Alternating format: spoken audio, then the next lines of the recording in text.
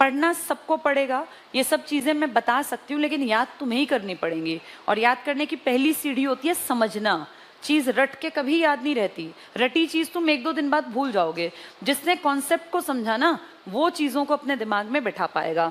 ये देखो, ये बात जो तुम्हें बता रही हूँ, ये मुझे 3rd क्लास में हमारे स्कूल में हमारी टीचर ने बताई थी, और अब मैं हर बैच में कोशिश करती हूँ बच्चों को बताऊँ। बहुत अच्छी टीचर थी हमारी, रविंदर कौर, साइंस पढ़ाती थी, ईवीएस जो आज होता है। उन्होंने बहुत अच्छे तरीके से हमें समझाया था कि हमारा दिमाग ना एक अलमारी है, जैसे घर में अलमारी होती है, कबर्ड, जिसको आप वार्डरोब कह सकते हैं, कपड़े रखने के लिए। इसमें हम सब अपने अलमारी में कपड़े रखते हैं, दिमाग एक अलमारी है, इसमें इंफॉर्मेशन रखते हैं। कुछ लोगों के कपड़े रखने का तरीका ये होता है, अपने सारे कपड़े धोए, उतारे और इकट्ठे करके उसमें ठूस दिए। अपने कपड़ों को वो ऐसे इसमें ठूस देते हैं पूरा, उन्हें खुद नहीं पता कहाँ कौन सी शर्ट है, कौन सी पैंट।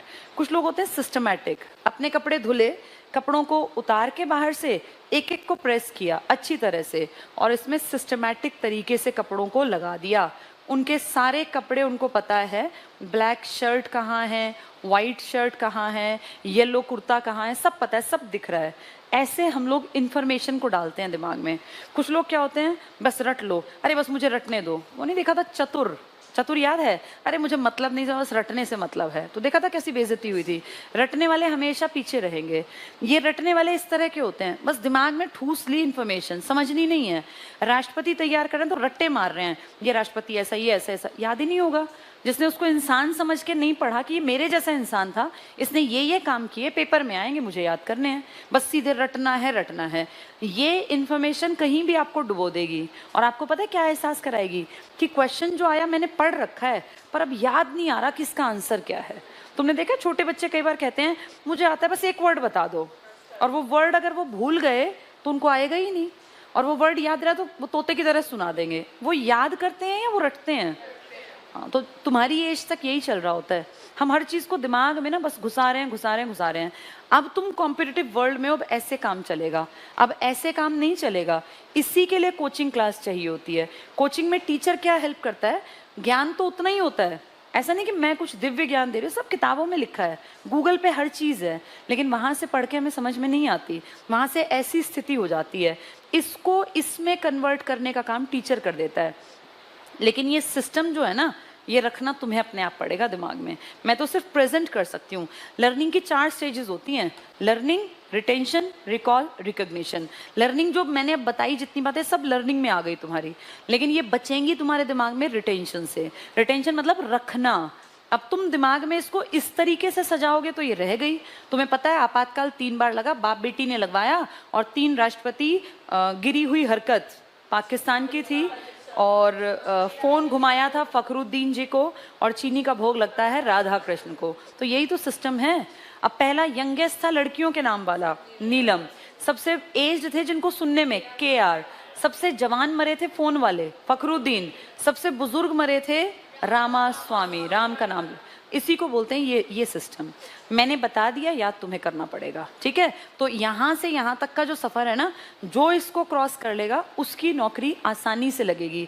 मैंने बहुत बार देखा है एवरेज बच्चे नौकरी लग जाते हैं और बहुत इंटेलिजेंट बैठे ही रह जाते हैं। इसमें इंटेलिजेंस काम नहीं आता, बहुत थोड़ी सी जरूरत होती है। इंटेलिजेंस एवरेज है ना, तब भी आपकी मेहनत और मेहनत किस दिशा में की गई, ये 2 बातें आपको जॉब दिला देंगी। कॉम्पिटिटिव वर्ल्ड उस स्कूल से, उस कॉलेज से बिल्कुल अलग है। कॉम्पिटिटिव वर्ल्ड ये नहीं है कि भाई मैं अच्छा लिख दूं तो मेरे मार्क्स आ जाएंगे। यहाँ आपको टू द पॉइंट आंसर आता है, बिल्कुल एग्जैक्ट, तो आपको नंबर मिलेगा। यहाँ वो वाली बात नहीं है कि एक बात पता और 20 बार घुमा के वही एक बात लिख दी और टीचर को पागल बना के 5 में से 3 नंबर ले लिए। स्कूलों में ऐसे ही करते हैं ना। निबंध लिखना है, 4 बात पता है, निबंध को ऐसा छाप देंगे पता नहीं कितना ज्ञानवान है। यहाँ ऐसा नहीं है। यहाँ पूछा उन्होंने कि मान लो प्यूर्टो रिको निम्न में से कहाँ स्थित है, तुमने सुना ही नहीं है, तो तुम क्या करोगे, तुम क्या कैसे लिखोगे इसको? ये तो सीधा सुना है तो टिक मार्क करोगे, नहीं सुना तो नंबर गया। इसीलिए यहाँ सिस्टम ऐसे बनाना पड़ेगा, और ये सिर्फ मेहनत से बन सकता है। इसके लिए दिशा ठीक हो। दिशा हम देते हैं टीचर्स, मेहनत हमेशा स्टूडेंट ही करता है, कोई टीचर किसी के हिस्से की मेहनत नहीं कर सकता। मैं तुम्हारे दिमाग में जाके ये नहीं बैठा सकती कि भाई अब मुझे सुबह उठ के पढ़ना है, मुझे 5 बजे उठना है, मुझे 4 बजे। वो तुम्हें खुद देखना है तुम्हारे घर का सिस्टम कैसा है, तुम्हें कमरा मिल सकता है अलग कि नहीं, तुम्हें सबके बीच में पढ़ना है तो किस टाइम उठ के पढ़ना है। सबके घरों में दिक्कतें होती हैं, ऐसा कोई बहुत लकीएस्ट लोग जो होते हैं ना कि भैया अपना कमरा, अपना एसी, सब कुछ मिल गया, ऐसा हर किसी के पास नहीं होता।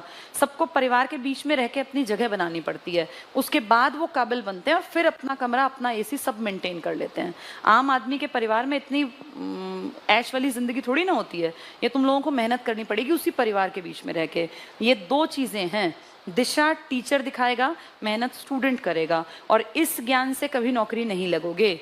ये जो बिखरा हुआ ज्ञान होता है ना, पता ही नहीं कहाँ से क्या आ गया, इतना पता है बस सुन रखा है, इसको इसमें तब्दील करना है, इसी को बोलते हैं ये 1 साल का सफ़र है। मिनिमम 1 साल लगता है यहाँ से यहाँ तक चलने में। ये आपकी किस्मत है कि उस 1 साल में कितने पेपर होते हैं, उसका रिजल्ट कब तक आते हैं। नहीं तो कुछ लोगों को 1.5 साल भी लग जाता है, 2 भी। मान लो पेपर ही ना हो, अब जैसे हरियाणा की बात करूं तो जनवरी से अब जून आने वाला है, एक भी पेपर नहीं हुआ। अब 1 साल वाले बैठे रह जाएंगे, 1 साल तो पता नहीं कब तक ये पेपर ना लें, इनका कोई भरोसा थोड़ी ना है। सरकार अगर 1 साल में 10 पेपर लेती है, 10 के 10 भरो। लकी होते हैं वो लोग जिनको बार बार पेपर देने का मौका मिलता है, गलतियों से सीखा जाता है। लेकिन दिक्कत ये है कि अब हरियाणा सरकार जैसे जो लोग हैं, इनसे सब बेहतर है, फिर भी अब सरकार के थोड़ा कोशिश कर रहे हैं, नौजवान जाग गए हैं, अपने राइट्स की जब बात उठेगी तो सरकार को पेपर लेने पड़ेंगे।